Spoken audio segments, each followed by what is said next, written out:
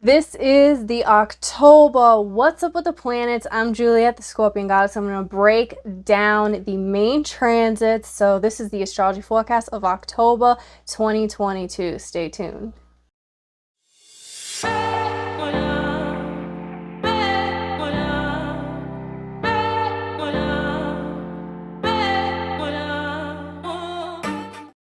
All right, you guys, so October has a lot of things going on, a lot of planets going direct. Mercury, Pluto, Saturn, we have Mars retrograde happening, and it is eclipse season.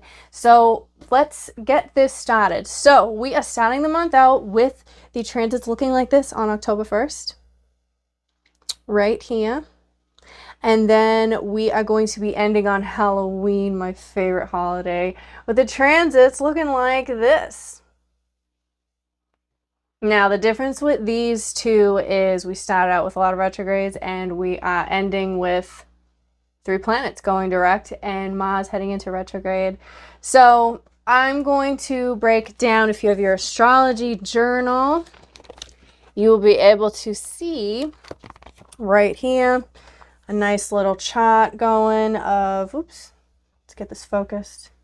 You can see a nice little chart of going on of what's happening, and also check out your calendar on the page before that. You can see the symbols right in here. So we're going to talk about every single one of these transits happening, and then a couple of things that stood out to me, interactions with other planets, interacting with another planet that stood out. But I'm going to keep this video pretty short. Now, as of always, if you're new here, subscribe. I'm almost monetized, and I hate asking for likes, but I need them. So like this video, please like the video, and let's get into this. So October 2nd, Mercury retrograde finally ended and it went direct. But just because it ended does not mean that things are going right away, fast-paced. It's going to take until about October 17th or 18th, depending on your time zone, for things to really get back to normal, right?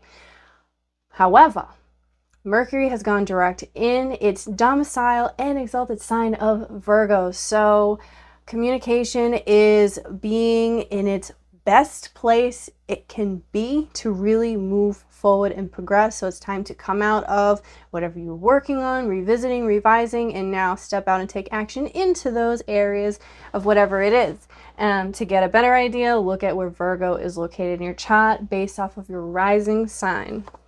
Now, when we get to October 6th, we have, I really liked this transit with Mercury trining with Pluto, because this is a really great time. Mercury is communication, Pluto is transformation and depth. So when you put these two together, it's having a really deep, eye-opening conversation where things, the veil can get lifted.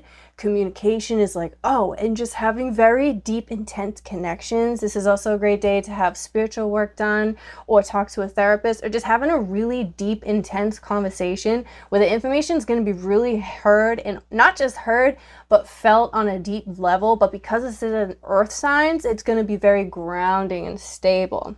And when we get to October 8th, Pluto is going direct finally. Now, this is an outer planet, so it's not going to have like a huge personal impact, but we can see on like a collective level that with stuff within our governments and stuff like that, we might start seeing more like clarity and things making a bit more sense and things moving more progressively and more direct, because it's now direct. So we can see things like starting to actually like move forward. When we get to October 9th, this is a big day, so you definitely want to mark this down. We have the full moon in Aries. So if you look back April 1st, when we had that new moon in Aries, check out your journal if you kept one, and see in your astrology journal, if you journal down new things that you called in, how has that come to a completion and a culmination? And to get a better idea of how this full moon is really going to impact you, definitely look at your natal chart to see which house this is going to be impacting. So if you're in Aries rising, this will be your 1st house. Taurus rising, 12th house. Gemini rising, 11th house, so on.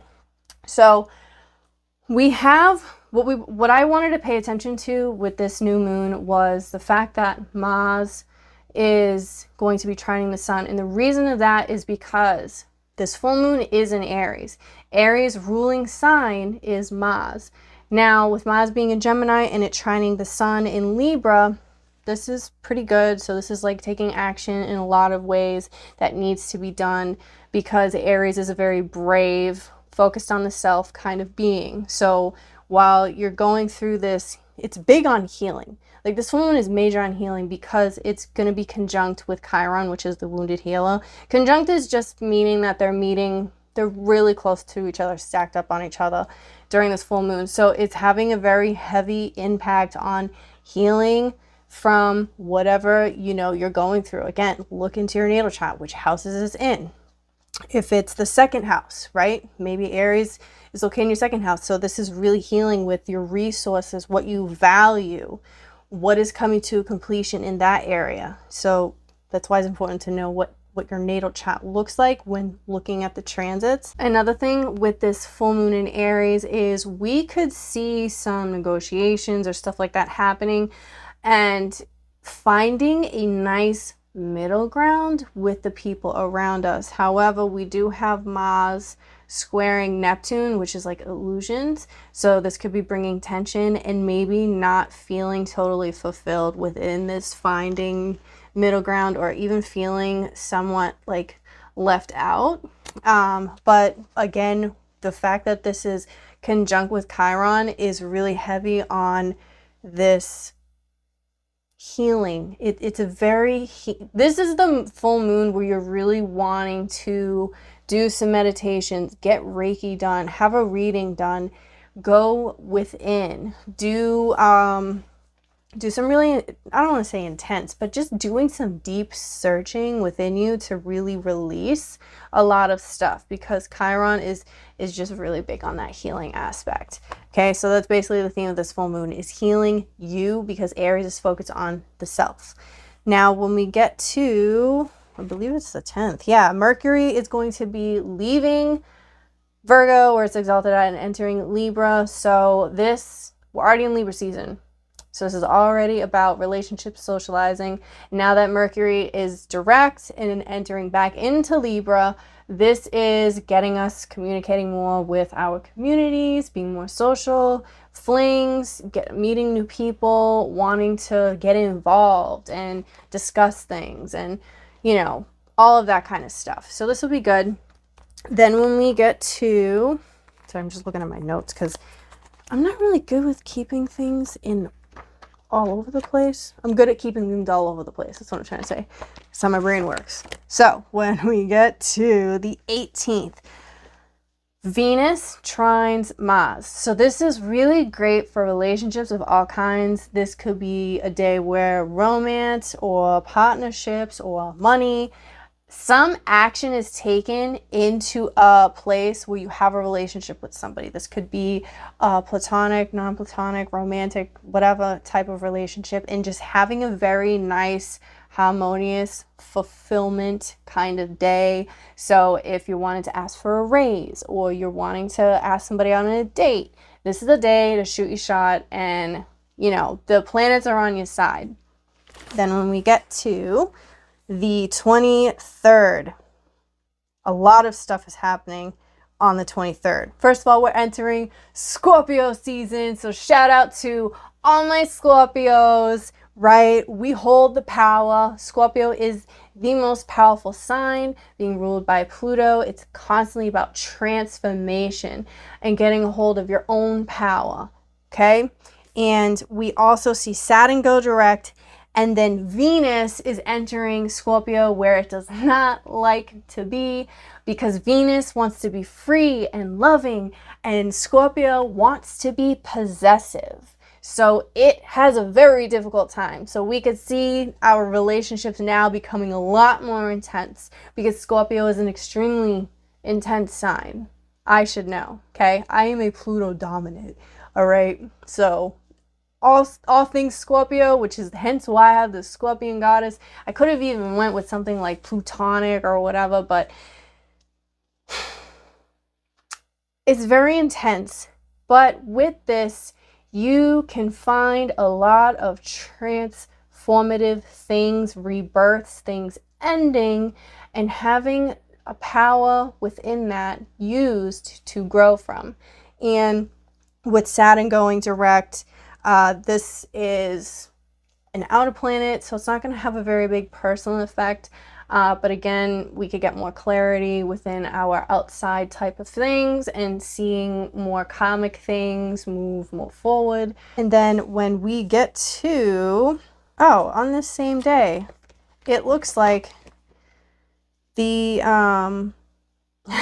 Scorpio season is going to be squaring when Saturn goes direct in Aquarius. And this can bring and have us feeling a lot of release because now it's finally going direct. So as a collective level, we can see a release, a slow release happening because it's an outer planet. And feeling a sense of change and progression. And with this day, we're also having Mercury trining Saturn. So this is a great time for contracts and agreements to be established, or even have something positive come out of this to really move forward, because Aquarius is about progression and Scorpio is about power. And with this trining, this is a really good time to really progress in something that you do want to have happen, a change or whatever that is. Then when we get to the 25th, this is when we have that solar eclipse in Scorpio. So it's a new moon and a solar eclipse. New moons are about new beginnings. Solar eclipses are about major changes. And because this is in Scorpio, this is a major, huge transformation and change happening in your life. So this is happening at 2 degrees, 6:48 a.m. and it will be conjunct with Venus. So again, Venus doesn't really like being in Scorpio, but it has its perks where it can bring that intense, deep connection with somebody and help them transform into something. So if you're in a relationship with someone, or you just have a feeling of a very deep bond with someone, or work, whatever that is for you, this can be a time to have this very deep, intense, transformational beginning happen. And doing a lot of work inward. And so I'm very excited for this new moon, because major changes are happening. Okay. And then when we get to the 29th, now we have a huge Scorpio stellium happening, because we have the sun. Now we have Mercury in Scorpio, and Venus is there as well. So again, this is when we're in that transformative place. So this is like the peak of transformation and changes and rebirth and gaining your power back, and really focusing and honing in on yourself and your power and how you can transform any bad situation into gaining power within that and making it better. It's like that phoenix rising from the ashes. So this is that energy we're really working with in the communication, the ego, and the relationship sectors. And these are all personal planets, and whether you're a Scorpio or not, look at where you have Scorpio in your chart to see how this is really affecting you. And then on the 29th, or not the 29th, sorry, on the 30th, we have Mars retrograde happening in Gemini. I'm personally excited about this because I am in natal Mars Gemini retrograde. So this is very exciting. But what we can see with this is, because Gemini is mental stimulation, wanting to constantly learn new things, conversate, and all of that, and Mars being action, we're going to see this slow down. We've been feeling this, right? But now we're really going to see and feel it. So we can see things really slowing down within our communities, and how we're taking action with any Gemini type of energies. So this was What's Up with the Planets. If you want to know more information on how it's going to affect you, check out your natal chart based off of your rising sign. If you don't know your rising, you can use your sun sign as well, but the best way to really get the most accurate horoscope is going based off of your rising sign. And to figure that out, you need to know the time you were born. If you don't know the time you were born, ask your parents. If they're no longer around, check out your birth certificate. It will be written on there, more than likely, depending on where you were born and the time era you were born. So I am Juliet, the Scorpion Goddess. Again, make sure you subscribe. And if you guys want to know, based off the rising signs, and you want me to break each individual sign down, comment down below. And once I get enough of you guys doing that, and I have 1,000 subscribers, I will do that. All right, catch you guys next time.